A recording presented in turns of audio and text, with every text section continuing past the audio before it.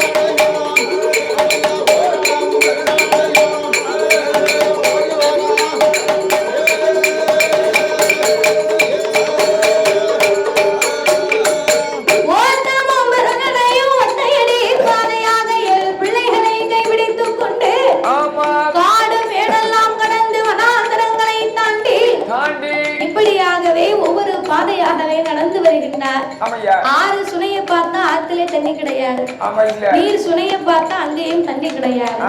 இப்படி காட்டு வழி பாதையாகவே பிள்ளைகளை கைப்பிடித்துக் கொண்டு நேர அர்ஜுனாபுரத்துக்கு வர வேண்டும் என்று காட்டு வழி பாதையாக வந்து கொண்டிருந்தார் அல்லவா.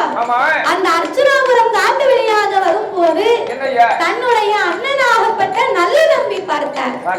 நல்ல தம்பி ஏன் வந்திருக்கிறார்னா, அவர் காட்டுக்குள்ளே தன் பிள்ளைகளுக்காக நாட்டு மக்களுக்கு வேட்டையாடுவதற்காக அந்த நல்ல தம்பி காட்டுக்குள்ள வேட்டைக்கு வந்திருந்தார். அப்ப வேட்டைக்கு வந்திருக்கும் போது தன்னோடு இருக்கக்கூடிய பிரதானிகள் மந்திரிகள் எல்லாம் அவரோடு இருக்க இந்த நல்லதங்கால் அண்ணனாய் கண்டு அண்ணாவே நல்ல தம்பி அப்படின்னு அவ ஓடி போய் அண்ணான்னு சொல்லி ஆபீஸில் அணைத்து கட்டினா பாருங்க. அப்ப நல்ல தம்பி கண்ணீர் முட்டி கண்ணீர் மழுத மீசை ரெண்டும் துடி துடிக்க அவ்வளி கண்கள் ரெண்டும் செவ்வரளி அனல் பறக்க ஐயோ என் தங்கையே நல்லதங்காள் உனக்கு இப்படி ஒரு கதை வர வேண்டுமா? வேட்டைக்கு வந்த காட்டுக்குள்ள வீதியிலே உன்னை நான் பார்க்கலாக மாட்டாயே.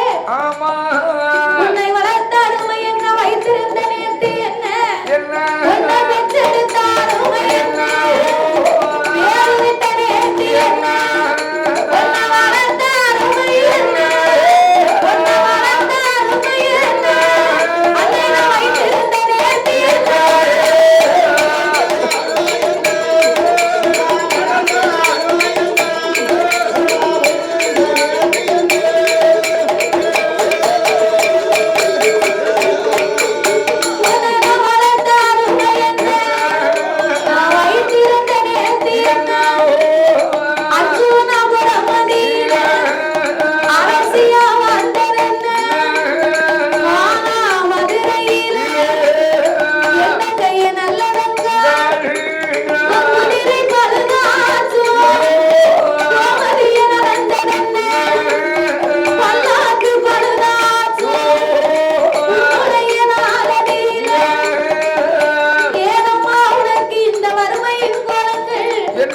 நீ அணிந்த ஆபரணம் என்ன, நீ அணிந்த உடைகள்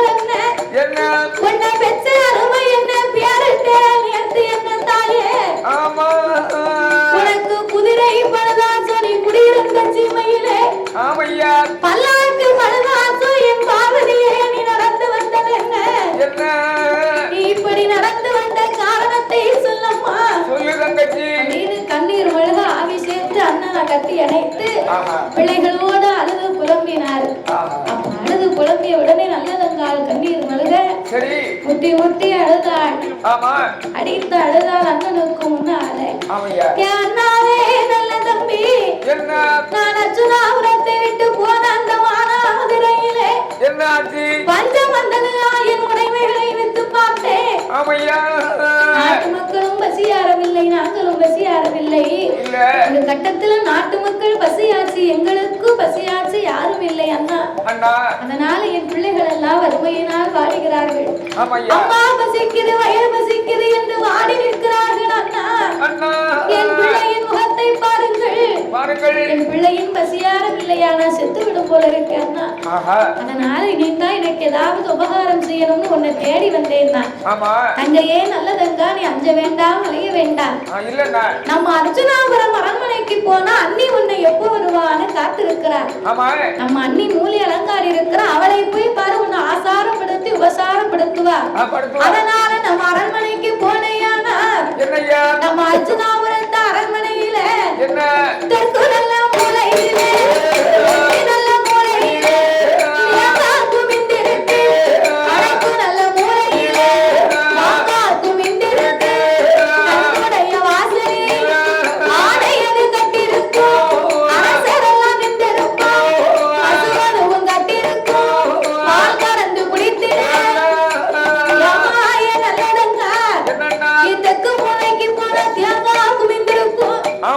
வடக்கு மூலைக்கு போனா மாங்கா குமிந்திருக்கும்.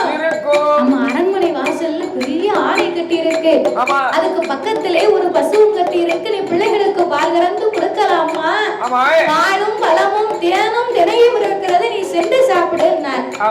அப்ப சென்று சாப்பிடுன உடனே மனசுல ரொம்ப சந்தோஷம். நல்லதங்காலுக்கு நம்ம பிள்ளைகளையும் பசி ஆச்சலாம் என்று வாருங்க மக்கா, நம்ம மாமன் வீடு போவோம் என்று 7 பிள்ளைகளை அழைத்துக் கொண்டு தன் அர்ஜுனாபுரத்திற்கு வந்து சேர்ந்தார். அர்ஜுனாபுரத்துக்கு அரண்மனைக்கு முன்னால தெரு கோடி வெளியா நடந்து வரும்போது தெரு கோடிய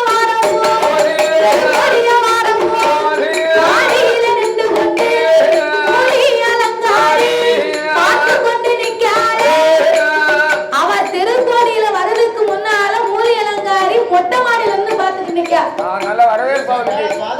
அவள் ஏன் பார்க்கா தெரியுமா?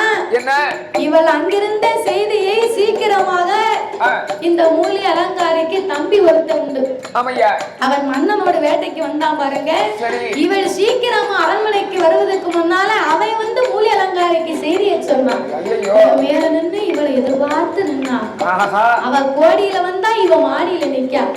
அப்ப மாடியில நின்று எதிர்பார்த்து நின்னால நல்லதங்க அரண்மனைக்குள்ள நடந்து வரதுக்கு முன்னால விறுவிறுவிறுவிறுன்னு கீழே இறங்கி வந்தா. இறங்கி வந்தவா வந்த உடனே அவளை வாணி கேட்டாளா, வந்தனம் செய்தாளா, எதிர்பார்த்து நின்னாளா. அதாவது தன்னுடைய கணவனுடைய தங்கையாகப்பட்டவள் வந்து ஒரு பிள்ளை மாதிரி, அந்த குணம் கூட இல்லாம வந்த உடனே இரும்பு கேட்ட இழுத்து அடைச்சா. அவ கதவை அடைக்கணும், சும்மா அடைக்கல, ஈரமண்ணா அள்ளி வச்சு சிக்கனை இழுத்து பூட்டினா. ஈரமண்ணா வச்சா கதவை திறக்க முடியுமா ஐயா? முடியாது, சாதாரணமா திறக்க முடியாது. அப்ப இரும்பு கேட்ட போட்டுவா, ஈரமண்ணா வைப்பாளா, ஈரமண்ணா வைத்தல்ல, இரும்பு கேட்ட போட்டுவா, தாழ்வாழ போடுவா, சுவத்து பானைதான் எடுத்து சுவத்தோரம் வைத்து வைத்தார். சுவத்து பானை எடுத்தார், சாப்பாடு ஆக்கி வச்சதெல்லாம் எடுத்து தானிய கடவுக்குள்ள கொண்டு ஒளிச்சு வச்சா. முக்கல அங்க இங்க இருக்கக்கூடிய என்னென்ன சாப்பிடக்கூடிய பண்டம் பலகாரம் பல வகை அத்தனை எடுத்து கொண்டு வந்து தானிய குடங்களை மறைத்து வைத்து மூலி அலங்காரி என்ன செய்தா தெரியுமா? தன்னுடைய ஆடை ஆபரணங்களை கலந்துனான். தன்னுடைய அவள் அணிந்திருந்த உடையை கலத்தி அந்த புறத்தில் வைத்து விட்டு ஒரு பழைய சேலையை கட்டி நெத்தியில 10 போட்டு முக்காடு போட்டு மூளையில போய் படுத்துக்கிட்டா. அவ படுத்திருக்க மூலையில மாங்காவையும் தேங்காவையும் அவன் பக்கத்துல கொண்டு அடைச்சு வச்சா. அப்ப பழைய சேலை கட்டி நெத்தியில 10 போட்டு முக்காடு போட்டு முக்குல படுத்தாலே மூலி அலங்காரி. அவ மூலி அலங்காரி கிடையாது, மூதேவி சண்டாளி. சண்டாளி. அப்ப மூதேவி சண்டாளி இந்த மூலி அலங்காரி முக்கிலே படுத்திருக்க. அவன் நல்ல இடங்கா ஓடி வந்து ஓடி வந்து அர்ஜுனா பரமதீர பரமாரி அவன் அரண்மனைக்கு முன்னாலே யானி வானி என்று அவசரமா தட்டுவானா அவசரமா தட்டுவானா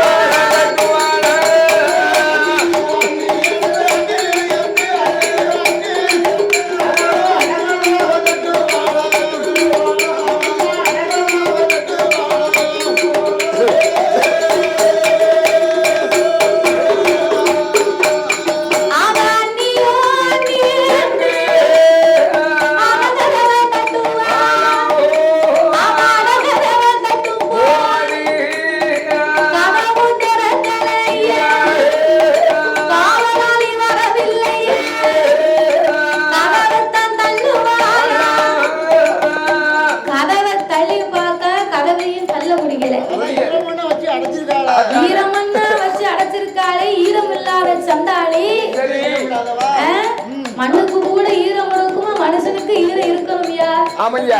அதாவது நம்ம வீட்டிற்கு இன்னைக்கு யாரும் அண்ணன் என்று வந்தவர்களுக்கு நம்ம இல்லைன்னு சொல்லக்கூடாதா? அதாவது கடவுள் உலகத்தை படைத்திருக்கும் போது நரகம் என்றும் சொர்க்கம் என்றும் இரண்டாக பிரித்தாராம்.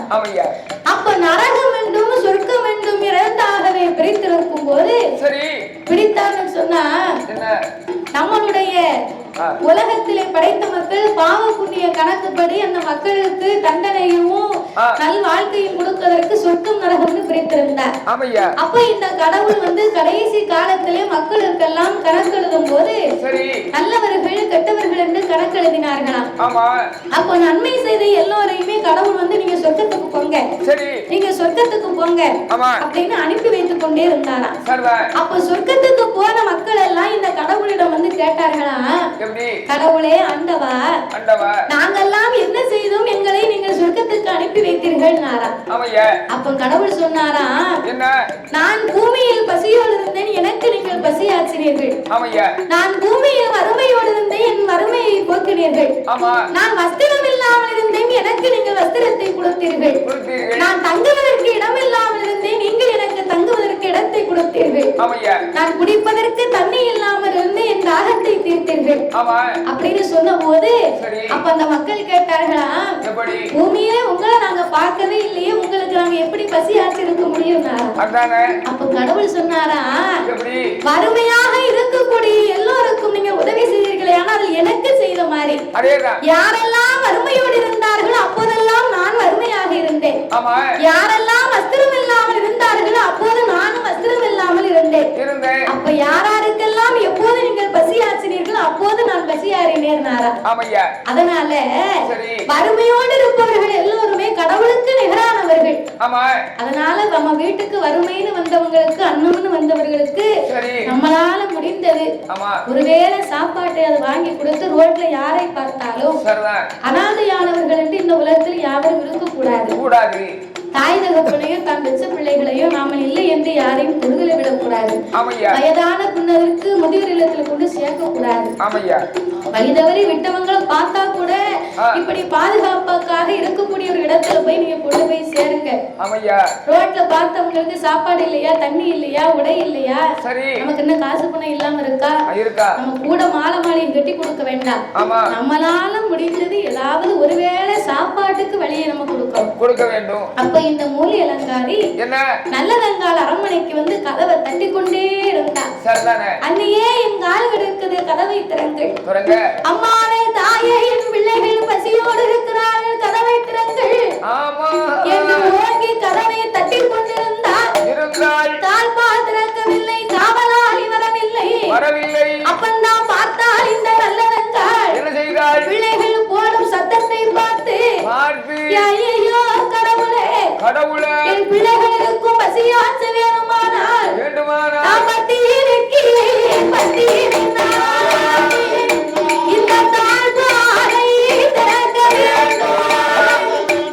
நான் உன் தேவைக்கு உன் தேவைதான்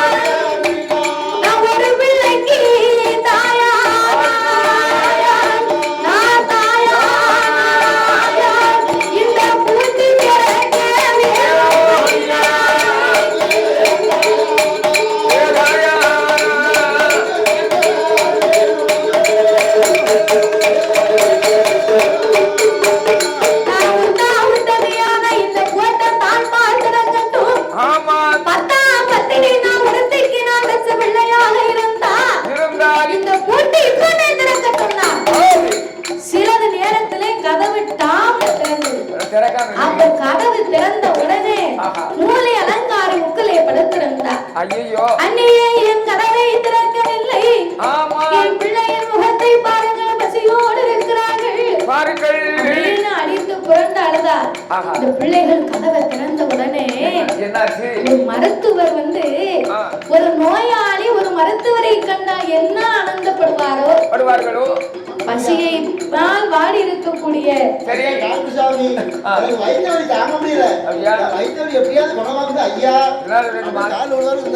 ரெண்டு மாத்திரை போடும்.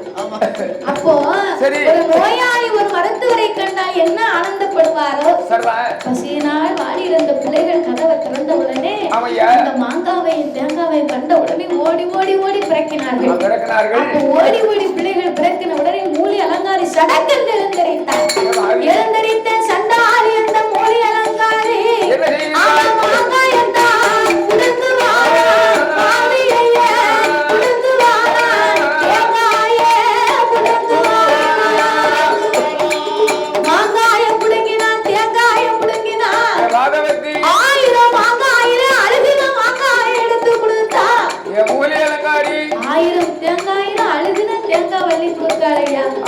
அதையும் பிள்ளைகள் வேண்டாம்னு சொல்லல.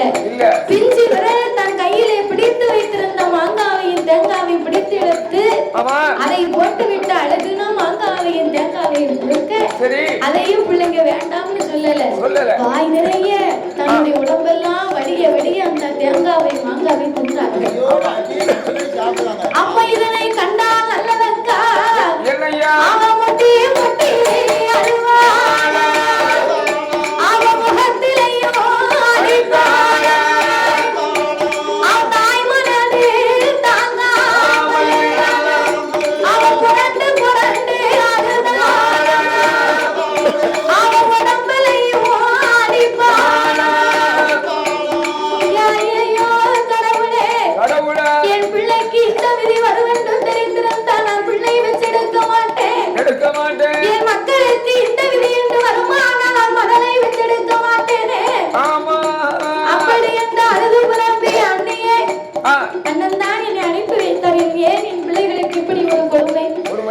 பிள்ளைகள் எல்லாம் பசியினால் வாடுகிறார்கள். உடனே பிள்ளைகள் எல்லாம் அத்தையே அத்தையே ஆவி சுத்தி கட்டி மாங்காய் தேங்காய் தருவாளான்னு பிள்ளைகளா சுத்தி சுத்தி சுத்தி வருது. மூலி அலங்காரி எட்டி பிடித்தார்.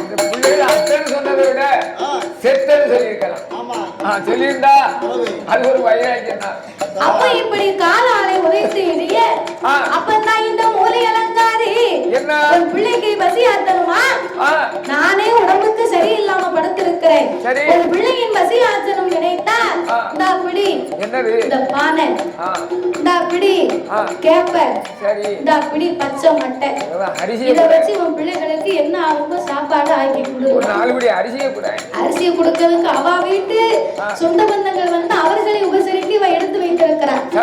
அப்ப இந்த நல்ல தங்காலுக்கு ஓட்ட பானையும் பச்சை மட்டையும் ஆண்டு மாறன கேப்பேன், 7 ஆண்டு மாறன கேப்பேன்.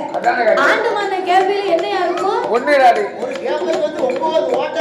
கேப்பைக்கு 9 ஓட்டை, கடுதலையும் சின்னது. அப்ப அதுல என்ன சத்து இருக்கும்?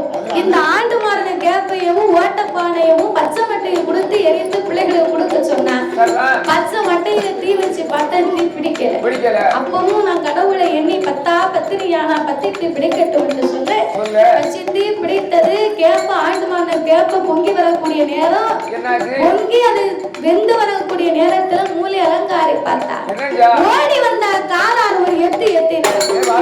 காலால் எத்தின உடனே அவன் காலாலே மிதிப்பார். அப்ப பானை வெடித்து விழுகுதையா, அப்ப கீழே கேப்ப ஓடுதையா. பானையை மிதித்து பானை 2ஆக வெடித்து கீழே விழுந்தது. வலிந்து ஓடக்கூடிய கேப்பையை பிள்ளைங்க மண்ணோட அள்ளி அள்ளி அள்ளி அள்ளி திங்குறார்கள். அந்த கேப்பையில் ஒரு கேப்ப கூட கீழே இல்லை. வலிந்து ஓடிய கேப்பைய வாயினால் அள்ளி அள்ளி உண்ட பிள்ளைகள் கண்ணோடு எப்படி வாயிலை திட்டு கொண்டிருக்கிறாளே, என் பிள்ளைகள் இனி இந்த உலகத்திலே இருக்க கூடாது. பெற்ற பிள்ளை எப்படி இருக்கு? பெற்ற தாய்க்கு மனசு கேட்கும் ஐயா. எந்த தாய்களும் அதை ஏற்றுக்கொள்ளும். தன் பிள்ளைகளை வறுமை ஆற்ற வேண்டாம். அண்ணன் வீட்டுக்கு வந்து நமக்கு இந்த அவமானம் தேவையா? ராசிராஜன் சொன்னது உண்மையாகிவிட்டதே. அதேதான். அந்த வெட்டு போன்ற நமக்கு வகையிலே சேர்க்கலையே. இனி நாம இந்த உலகத்திலே இருக்க கூடாது என்று இருந்தாலும் இறந்து போனாலும் குற்றமில்லை.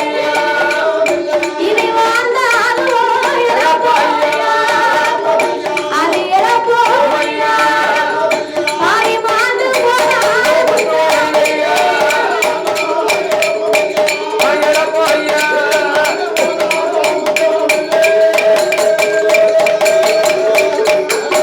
இளைய கையடியிலே பிடித்துக் கொண்டு தெருவுக்குத்தான்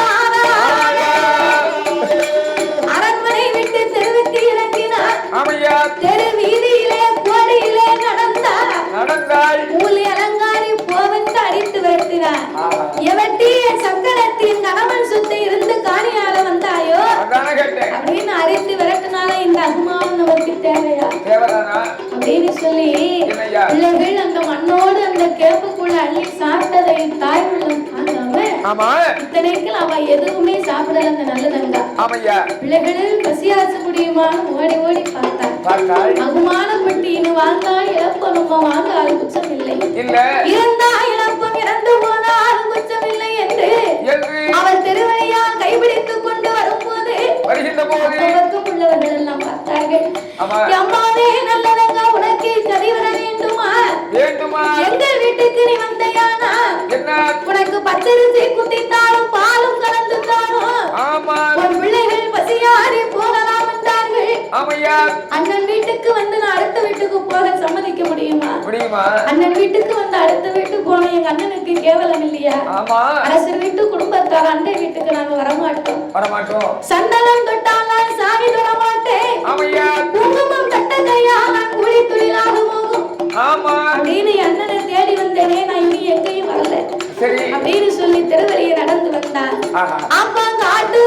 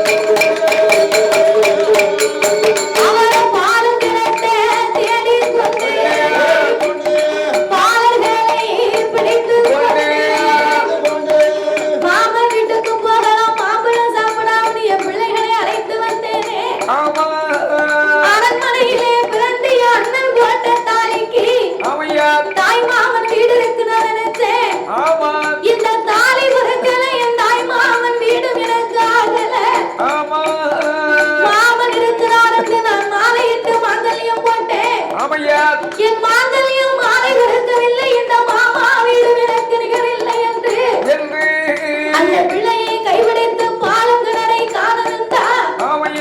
பக்கம் தேடி பார்த்தா ரொம்ப தூரத்துல பார்த்த கிணறு இல்ல. அப்ப ஆடு மாடு மேய்த்து கொண்டிருந்த ஆட்களை ஆட்டு இடையர்களை கூப்பிட்டு, ஐயா இந்த பக்கத்துல பாலும் கிணறு இருக்கா, என் பிள்ளைகளுக்கு தண்ணி தாகமா இருக்கு, ஆனா தண்ணி வேணும், நீங்க பாலும் கிணறு இருந்தா பாருங்க.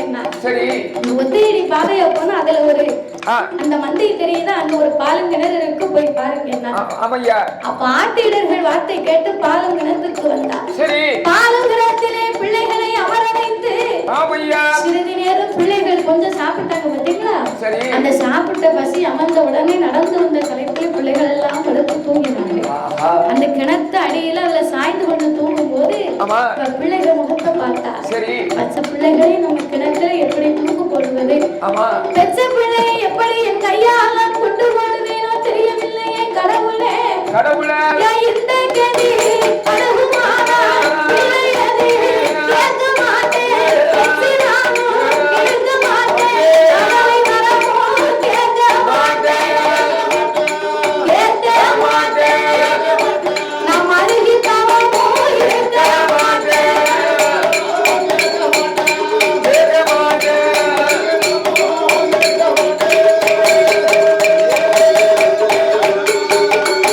பிள்ளைகளை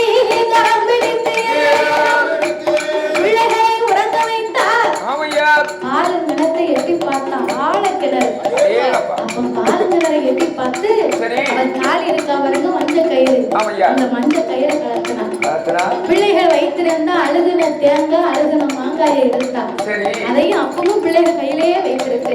ஆஹா இந்த அழுகுன மாங்காய் தேங்காய் அவ போட்டிருந்த தாலி சரி பிள்ளைகளுக்கு பாலூட்டக்கூடிய சிறிய சங்கு ஆமா இம்மூன்றையும் எடுத்து அந்த தாலியை கிணத்திலே தொங்க விட்டா. ஆமையா. கிணத்திலே தொங்க விட்டு என்னய்யா அந்த தாலியும் என் கடவுளே நான் கலத்தி வைத்திருந்த தாலி என் அண்ணன் கட்டுக்கும் என் கணவனுடைய கணவனுக்கு மட்டுமே இது தாலியா தெரியணும். மத்தவங்க கண்ணுக்கெல்லாம் இது கருங்கல்லாத்தான் தெரியணும் தெரிய வேண்டும் அப்படின்னு சொல்லி அந்த தாலியை கலத்தி வைத்தா. மாங்காயை ஒரு பக்கம் வைத்தா, அழுகுன தேங்காயை ஒரு பக்கம், சிறிய சங்கு பாலூட்டும் சங்கையை தாலிக்கு பக்கத்துல வைத்தா. அண்ணன் வந்த அடையாளம் தெரியணும்னு அவன் நடந்து வந்த தடத்திலே ஆவரம் இருக்கு பாருங்க, அந்த செடியை முடிச்சு முடிச்சு வழியில போட்டுக்கிட்டே வந்தா. அண்ணன் வந்தா நம்ம செத்த தரமாவது தெரியணும் இல்லையா? இந்த மாங்கல்யம் கொண்டு ஈமக்கரைகள் செய்தாலும் அண்ணனுக்கு போன இடத்திலே செல்வம் இருக்குமா அப்படின்னு சொல்லி அவ வழிகாட்டி ஆவரம் ஒப்பை உடைத்து வழியிலே போட்டு கொண்டு வந்தார். உறங்கி கொண்டிருந்த பிள்ளைகளை பார்த்து ஐயோ நான் பெற்ற மட்டுங்க நான் உங்களை பெற்று எடுத்து பேரிட்டு வளர்த்து ஏற்று என்ன நாட்டு மக்கள் வறுமை தீர்த்து எனக்கு உங்கள் வறுமை தீர்க்க முடியவில்லையே, என்னை மன்னித்து விடுங்க மக்களே என்று ஒவ்வொரு பிள்ளைகளாக கையில எடுத்தார். பிள்ளையத்தான் கையில எடுத்து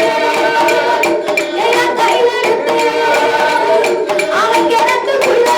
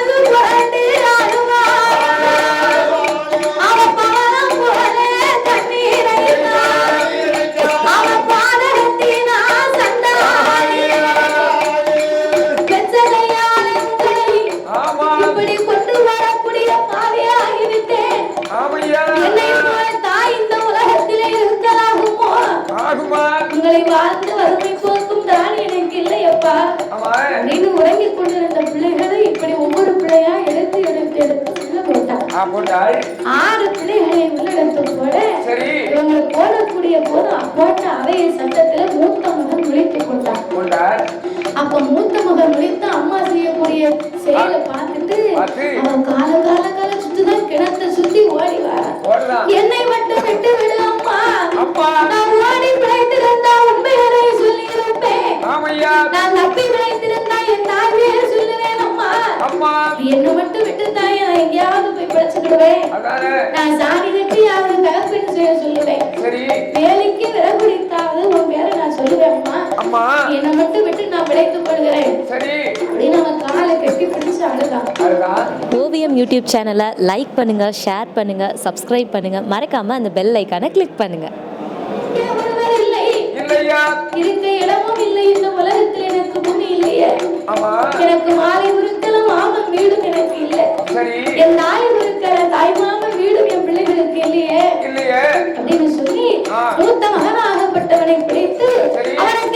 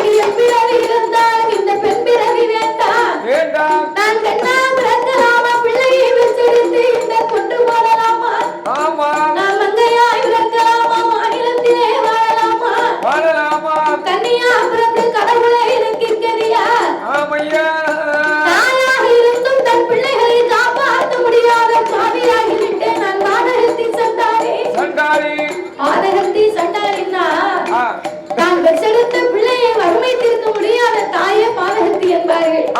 அப்பேற்பட்ட நான் பாதகத்தி ஆகிவிட்டேனே. இனி இந்த உலகத்தில் என் பிள்ளைகள் எல்லாம் நான் இருந்து என்ன செய்வேன்?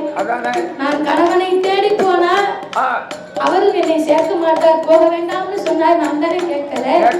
அதனால கணவன் பேச்சை நான் மீறி வந்தேன் அப்படின்னு சொல்லி நானும் ஆண்டு வழிய வேண்டும் என்று அவர் தலையை உழைச்சு விட்டார். தலைவிரி கோலமா கிழிந்த ஆடையோடு பசித்த வயிறோடு வாடிய முகத்தோடு வறுமையின் பார்வையோடு பிள்ளைகள் மாண்டதை பார்த்து கொண்டு அந்த நல்லதங்கால் அவன் கிணத்து மேலே அவன் கனவுத்தான் நினைப்பான். அவன் கொண்டு முறையை சுற்றி அவன் சுற்றி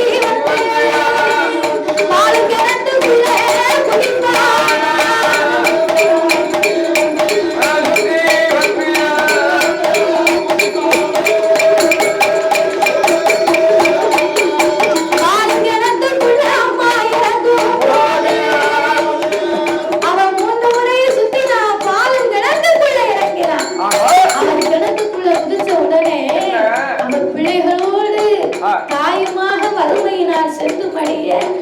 பிள்ளைகளோடு கதறல் சத்தத்தோடு அம்மா பசிக்குதே அம்மா பசிக்குதே என்ற சத்தங்களோடு அவன் வாழ்ந்துவில்லை மடித்தான்.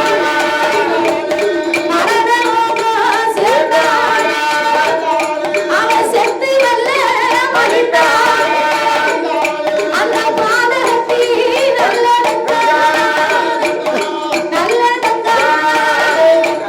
கிணத்துல அவன் பிள்ளைகள் எங்க இருக்கு, நான் மூத்த பிள்ளை எப்படி இருக்கு, செத்தமா மாண்டமா மணிந்தமான்னு தெரியாம அந்த கிணறு முழுக்க முடியா படர்ந்திருந்ததா. அவன் முடியே பிள்ளைகளை மூடி மறைத்ததாம். அப்போ 16 அடி முடிய அவள் பிள்ளைகளை மூடி மறைக்க செத்த மனமாக தன் முகம் மட்டும் தெரிய அப்படியே கட்டையாக மிதந்தாள். அப்படியாகவே மிதந்து கொண்டிருக்கும் போது இவள் செத்து 3 நாட்கள்ல அவள் விதிய பாருங்க. 3 நாட்கள்ல மானாமதுரையிலே மழை பொழிந்த நாடு செழித்ததாம். அப்போ மானாமதுரையிலே மழை பொழிந்த நாடு செழிய காசிராஜன் தன் மனைவி அழைக்க வேண்டும் என்று வந்து கொண்டிருக்கிறார். இவர் வரக்கூடிய நேரத்திலே நல்லதங்காலின் அண்ணனாகப்பட்ட நல்ல தம்பி அவர் 2-3 நாளா காட்டுல இருந்து ஒரு வாரம் அப்ப வேட்டைக்கு போனாங்கன்னா காட்டிலே தங்கி விடுவார்களாம். அப்ப இவர் வேட்டை முடிந்து வீட்டுக்கு திரும்பி அரண்மனைக்கு வந்து பார்த்தார். அரண்மனைக்கு வந்து பார்க்கும் போது தன் பிள்ளைகளை காணவில்லை, தன் தந்தையை காணவில்லை. அம்மா மூலி அலங்காரி, என் தங்கை வந்தாளே, சாப்பிட்டாளா, உறங்கினாளா, என் பிள்ளைகளையும் பசி ஆத்தினாயா அப்படின்னு உடனே அப்ப மூலி அலங்காரி சொன்னா, உங்க பிள்ளைங்க வந்தாங்க, பாலும் சோறும் பசியும் ஆச்சினேன், மாங்காயும் தேங்காயும் மாம்பழமும் கொடுத்தேன், பச்சரிசி சாதம் பொங்கி படப்பாக போட்டேன், பிள்ளைகளுக்கு தங்க தொட்டிலை செய்து பிள்ளைகளை வரவழைத்து படுக்க வைத்து வெஞ்சாமரம் கொண்டு வீசினேன். அன்னை வந்தா தான் சாப்பிடுவேன்னு புறப்பட்டு போயிட்டாங்க. மூலி அலங்காரி மூதேவி சண்டாளி இவர் சொன்ன வார்த்தையை பார்க்கும்போது இப்படியெல்லாம் செய்திருந்தா நம்ம தங்கை இங்குதானே இருந்திருப்ப, அண்ணன் வர வேண்டும் என்று ஆளனுப்பி அங்கும் இங்கும் தேடினார், எங்கும் இல்லை. அக்கம் பக்கம் உள்ள மக்கள் எல்லாம் செய்தியை சொன்னார்கள். கடந்த விவரத்தை அழுது கொண்டே அனைத்து மக்களும் புலம்ப, நாங்க கூட கூப்பிட்டோம் ஐயா, பச்சரிசியும் தாரும் பாலும் கலந்து தாரும்னு கூப்பிட்டேன். அண்ணனை தேடி வந்த அரண்மனைக்கு அவர் இல்லை என்று அக்கம் பக்கம் போனா அண்ணனுக்கு மதிப்பில்லை, அதனால நான் போறேன்னு இந்த ஒத்தையடி பாதையா போனாங்கன்னு சொன்ன உடனே நீ சுரண்டும் துடிதுடிக்க மின்னல் போர் கோபம் வர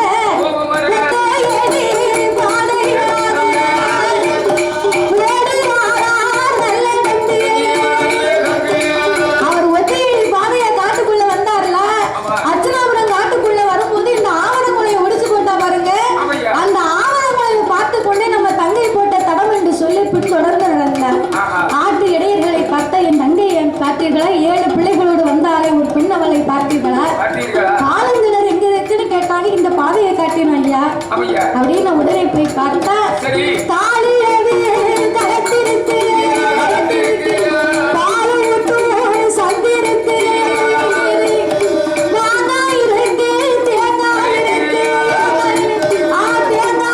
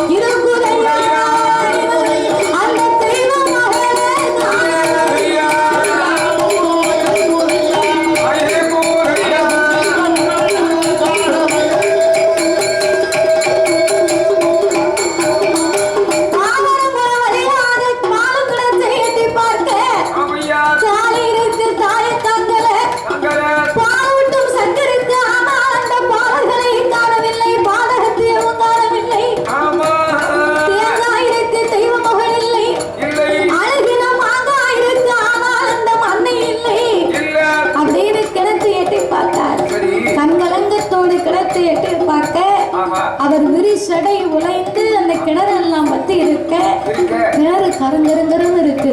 அவள் முகம் மட்டும் தெரிந்ததா? அப்ப முகத்தை பார்த்த உடனே அடித்து புரண்டு அழுதாள். என் அன்னையே நல்ல தங்காள், உன்னை தங்கையாக வைத்தேனா?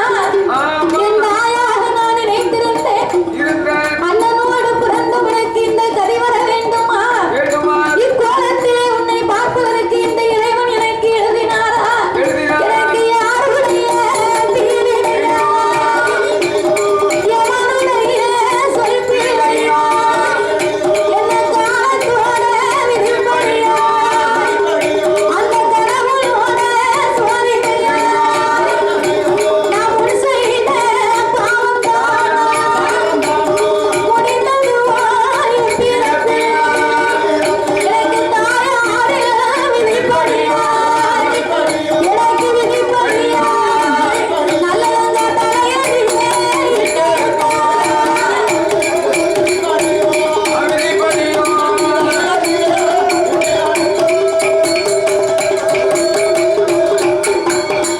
எனக்கு யாருடைய தீவினையை எவனுடைய சொல்பிழையா? காலத்தின் விதிப்படியா? எனக்கு கடவுளார் சோதனையா? உன் கூட பிறந்து உன்னை காப்பாற்ற துப்பில்லாத பாவியாகிவிட்டேனே என்று நல்ல வெங்காலையும் பிள்ளைகளையும் கிடச்சை விட்டு வெளியிறக்கி அழுது புலம்பிக் கொண்டிருந்தார் அந்த நல்ல தம்பி. மானா மதுரையிலிருந்து வந்தாரே காசிராஜன், அந்த அர்ச்சுனாபுரத்துக்கு காட்டு வழியா வரும்போது அவரும் அந்த பாதைத்தான். ஏன்னா அந்த காலம் பாதையெல்லாம் காட்டு வழி பாதை. அப்போ இந்த பாதையா வரும்போது நடந்ததை கண்டு கொண்டார் காசிராஜன். தன்னுடைய மனைவி மாண்டு கிடந்ததை கண்டு தன்னுடைய சம்சாரம் இல்லாத உலகத்திலே தானும் இருக்க கூடாது. அதாவது ஒரு மன்னன் வந்து எந்த ஒரு ஆண் மகனாக இருந்தாலும் ஒரு மனிதன் வந்து எதை வேண்டுமானாலும் இழக்கலாம், எவனும் ஒரு தாரத்தை மட்டும் இழக்க கூடாதாம். அதாவது ஒருவன் பெற்ற தாயை இழந்தானையானால் தான் பெறக்கூடிய அறுசுவை உணவு போகுமா? தந்தையை இழந்தானையானால் தான் பெறக்கூடிய கல்வி போகுமா? உடன் பிறந்தவரை இழந்தோமையானால் ஒரு பொசம் போனது மாறியா? தன்னுடைய சொந்த பந்தங்களை இழந்தவர்களுக்கு உறவை இழந்தவர்கள் மாதிரி. ஆனால் எவன் ஒருவன் தானத்தை இழக்கிறானோ அவன் அத்தனையும் இழந்து போவானா? அதான் சம்சாரம் இல்லைன்னா சகலமும் சர்வ நாசம் இருக்காங்க. எதை இழந்தாலும் ஒரு மனிதன் தன்னுடைய தானத்தை மட்டும் இழக்க கூடாதாமியா? அதாவது தன் பிள்ளைக்கு தாயினால் சில காரியங்கள் செய்ய முடியும் ஒரு வயது வரைக்கும். ஆனால் தானத்தால் மட்டும்தான் தன் கணவனுக்கு எதையும் செய்ய முடியுமா? அதான் தாய்க்கு பின் தானம்னு சொல்லி இருக்கிறாங்க. அப்போ இந்த தாய்க்கு பின் தானம் என்று சொன்னா இந்த தன்னுடைய மனைவியாகப்பட்டவள் நல்லதங்காய் இறந்திருப்பதை கண்டவுடனே தன்னுடைய மனவேதனை தாங்க முடியாத அந்த காசி மகாராஜா அவர் வரவாயா உருவாயா பூமியிலே நாட்டுவாரா ஏவாலையோ பாய்தாரா அவர் பாயுவாரா பாய் விரலைத்தான் வாய்ப்பாரா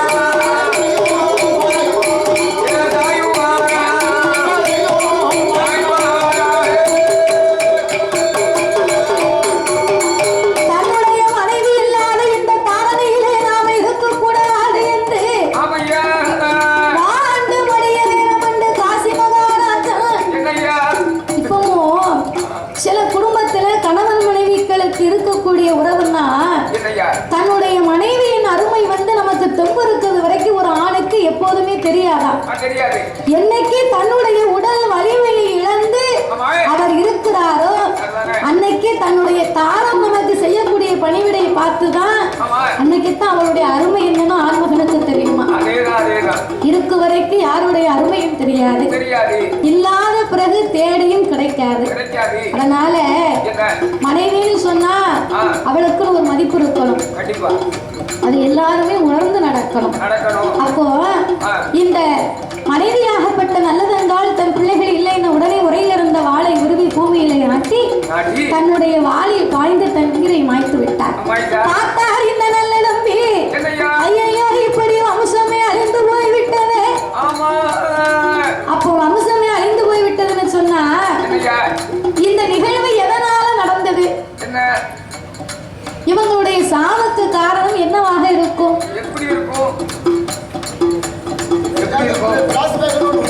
இவர்களுடைய வறுமைக்கும் இறப்புக்கும் காரணம் என்று சொன்னால் வறுமை ஒரு காரணம்.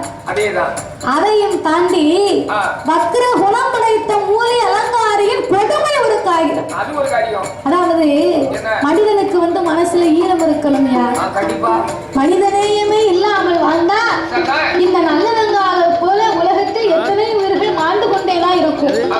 மனிதநேயம் என்னைக்கு இந்த மண்ணில் இருக்கிறதோ, எல்லாரும் மனிதனுடைய மனதிலும் இருக்கிறதோ, அன்னைக்கு தான் இந்த கொடுமை அரங்கும்.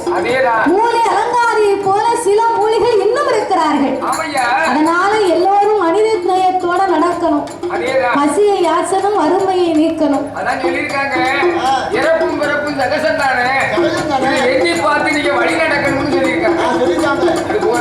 அதனால வறுமையிலே இருப்பவர்களை பார்த்துவிட்டு நாமல் வக்கர குணத்தோடு போகக்கூடாது. பசியோடு இருப்பவர்களுக்கு பசியாச்சினால் அவர் கடவுளுக்கு நிகரானவர். அதனால வறுமையினால் வாடப்பட்டு நல்லதங்காலும் தன் பிள்ளைகளும் தன் கணவனோட உயிரை மாய்க்க பார்த்தா இந்த நல்ல தம்பி இதோடு கதை முடியல, இன்னும் இருக்கு. இந்த நல்ல தம்பி தான் கடைசியில இந்த நல்ல தம்பி தன்னுடைய தங்கையின் வம்சத்தை அழைத்த அந்த மூலி அலங்காரி மூதேவி சண்டாயை விட்டு வைக்க கூடாது. இவரை போன்றவர் இந்த உலகத்தில் இருக்கும் வரைக்கு தங்கையின் நிலைமை எல்லோருக்கும் வந்து சேரும் என்று நேர அரண்மனைக்கு வந்தார். அதுவே மூலி அலங்காரி என் தங்கை வந்ததற்கு நீ என்ன காரியம் செய்தார் அப்படின்னு ஆங்கார கோபப்பட்டார். அவர் எந்ததுமே பேசல. அப்போ பிறகு யோசித்தார், இவர்களை இப்படின்னு சொன்னா இவர் வம்சத்தை இவள் மட்டும் அழிக்க கூடாது, இவளை சார்ந்த இவள் வம்சத்தை நாமல் அழிக்க வேண்டும் என்று அந்த மூலி அலங்காரிக்கு இருந்தானே ஒரு தம்பி, அவனுக்கு கல்யாணம் என்று சொல்லி அதற்கு ஏற்ற பந்தலை போட ஆரம்பித்தார். மூலி அலங்காரி உன் தம்பிக்கு சுப நிகழ்ச்சி நடக்கணும், கெட்ட காரியம் நடந்த இடத்துல நல்ல காரியம் நடக்கணும் சொல்லுவாங்கடி. சொந்த பந்தங்களை எல்லாம் வரவழைக்க சொல்ல உங்களுக்கு விருந்து வைப்போம்னு ஒரு கல் மண்டபத்தை கட்டினார். அது பொய் கல் மண்டபம். பொய் கல் மண்டபம்னா அந்த காலம் இந்த மாதிரி பந்தல் கிடையாது. அரண்மனையில வந்து கல் மண்டபம் தான். அப்போ ஒரு பொய் கல் மண்டபத்தை கட்ட சொல்லி உறவினர்களை எல்லாம் அங்கே அமர வைத்தார். மூலி அலங்காரியை தன் அரண்மனையில வைத்திருக்க ஆட்கள் கூட்டம் ஏற ஏற ஏற பொய் மண்டபம் ஆழ்கப்பட்டது, இடிந்து விழுந்தது. புதிய கட்டடம் அவர் வந்து ஒரே ஒரு ஆப்பிள் எல்லாம் வச்சிருக்காரு. அந்த ஆப்பை தட்டின உடனே மண்டபங்கள் இறங்கக்கூடிய அளவு வேலை பார்த்திருக்காங்க. அந்த மாதிரி இப்படி சொன்ன உடனே அப்படியே ஆப்பை தட்டினாரு. அப்ப அவரு செய்து யோசனை செய்ததை மாதிரி அவங்க வம்சத்தை அப்படியே ஒரே முறையில கல் மண்டபத்தோடு கட்டி இடித்து விட கட்டுரைவர்களையும் அழிக்க அவர்கள் மாண்டு மடிந்தார்கள். மூலி அலங்காரி நாம விட்டு வைக்க கூடாது என்று வறுமையில் வந்த என் தந்தை நல்லதங்காலை நீ கொண்டு போட்டாய சண்டாளி. வறுமை ஒரு காரணம் என்றால் நீ அதற்கு ஒரு காரணம் அல்லவா? உன்னை இதோடு நான் விடமாட்டேன் என்று சொல்லி அவர் வாழ வைத்தார்.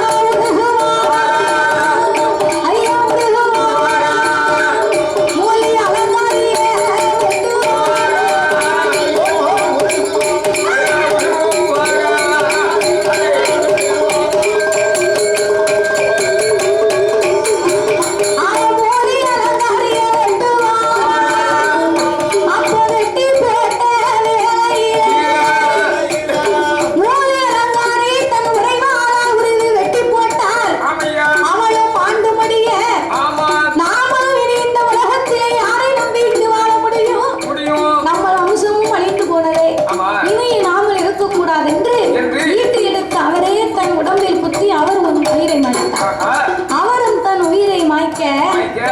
அந்த வம்சமும் அழிந்து போனது, இந்த வம்சமும் அழிந்து போனது.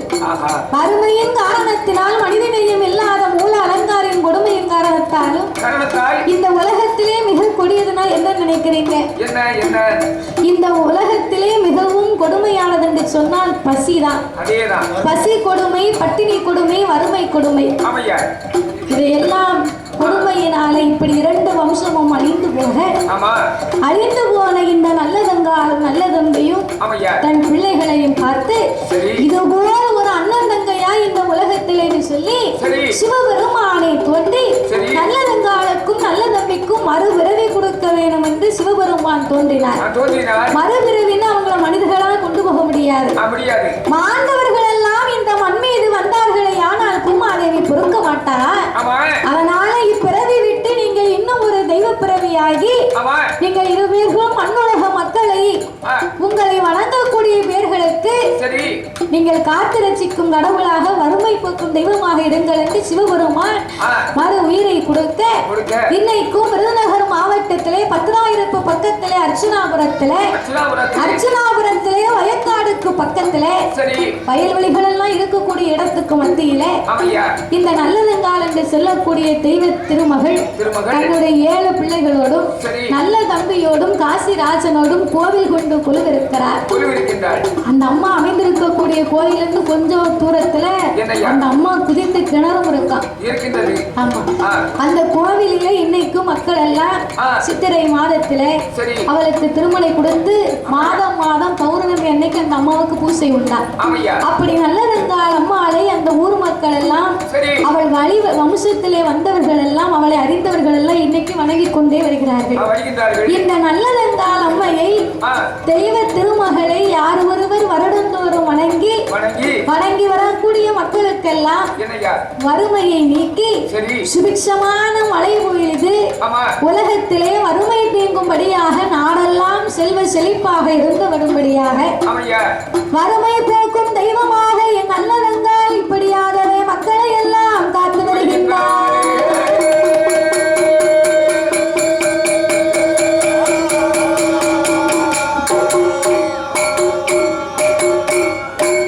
நடத்தி கொடுத்திருக்கிறார் நம்முடைய கலை செல்வி மாதவி அவர்கள். நம்முடைய துணை ஆட்சியர் அவர்கள் இப்பொழுது நிறைவு பரிசை வழங்கி கௌரவித்திருக்கின்றார்கள். அவரது வெற்றிக்கான காரணத்தை சிலவற்றை சொல்லி ஒரே ஒரு நிமிடம். மரபார்ந்த வில்லிசையை மனம் ஒன்றி கற்றுக்கொண்டது, நிகரற்ற நினைவாற்றல். அதான் நல்லதங்கால் கதையை எல்லா இடத்துலையும் பாடுறதில்லை. சுடலுமாடன் கதை, கருப்பசாமி கதை, பேச்சியம்மா கதை, அம்மன் கதை பாடுவாங்க. ஆனால் நல்லதங்கால் கதை எப்போது விரும்பி கேட்பவர்களுக்கு தான் பாடுவார். ஆனால் ஒரு சிறு குறிப்பு கூட இல்லாமல், ஒரு புத்தகம் இல்லாமல், நோட்டு இல்லாமல் நிகரற்ற நினைவாற்றலோடு அவர் இருக்கிறார் என்பதை பார்க்க முடிகிறது. அது மட்டுமல்ல, இந்த இளமை காலத்திலேயே தன் மரபார்ந்த வில்லிசை கலைஞர் தனக்கு கற்றுக் கொடுத்த புலவர்களை எல்லாம் வணங்கி பணிந்து அவர் காட்டுகின்ற அந்த அன்பு இருக்கிறது, அது மேலானது. தேடி தேடி கற்றுக்கொள்ள வேண்டும் என்கிற ஆர்வம் அவருக்கு இருக்கிறது. 10ஆம் வகுப்புக்கு அப்புறம் அஞ்சல் வழியிலே தொடர்ந்து படித்துக் கொண்டிருக்கிறார். பட்டப்படிப்பையும் படித்து தொடர்கிறார். எதிர்காலத்தில் வில்லிசை கலையில் ஆராய்ச்சி செய்து டாக்டர் பட்டமும் பெற வேண்டும் என்று நாம் வாழ்த்துவோம். சில பேர் வில்லுப்பாட்டு பாடுவாங்க, இந்த மேடையெல்லாம் அதிரும், அப்படி ஒரு ஆட்டம் போடுவாங்க. அப்படி இல்லாமல் ஒரு நாகரிகமான உடல் மொழியோடு, மாறாத குழந்தை மொழி பாவனையோடு அவர் பாடுகிற அந்த பாவனை இருக்கிறது, அதுதான் உலகம் முழுவதும் பெரிய ரசிகர்களை அவருக்கு கொண்டு வந்து சேர்த்திருக்கிறது. எனவே அவருக்கு ஒரு சின்ன வேண்டுகோளை நாங்கள் பணியோடு வைக்கிறோம்.